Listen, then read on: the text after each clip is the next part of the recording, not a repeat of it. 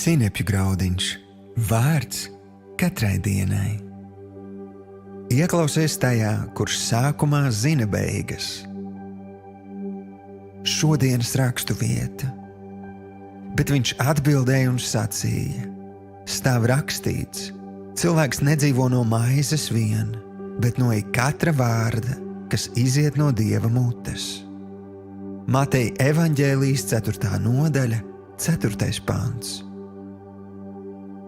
Šodienas pārdomas. Kādam vecam vīram bija 2 cīņas suņi, un lai arī cik tas šķistu nežēlīgi, viņš pelnīja naudu ar šo suņu cīņām. Kāds bija novērojis, ka vecais vīrs vienmēr spēja prognozēt, kurš no suņiem uzvarēs. Jautāts, kā viņš to zina, vecais vīrs teica: kuru suni baroju, tas uzvar. Pašlaik visa pasaule atrodas neparedzētā situācijā. Daudzi ir apjukuši, kam ticēt, kā uzvarēt. Mēs tiekam nepārtraukti baroti ar biedējošiem faktiem, un es nesaku, ka tie visi ir nepareizi. Es saku, lai tu gūtu uzvaru, tev ir vajadzīgs pareizs uzturs, un to tu iegūsti tikai tad, kad stiprināsi sevi ar informāciju, kas nāk no tā, kurš no sākuma zina beigas.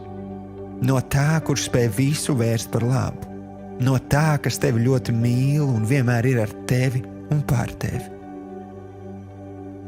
Šodienas lūkšana. Tēvs, es apņemos barot sevi ar labajām ziņām, kas nāk no tava vārda. Es pieņemu tavu mīlestību, kas padzen visas bailes.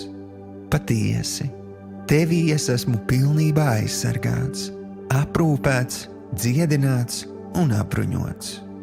Paldies, ka tu visu varenais Dievs esi ar mani un padari mani spējīgu uzvarēt.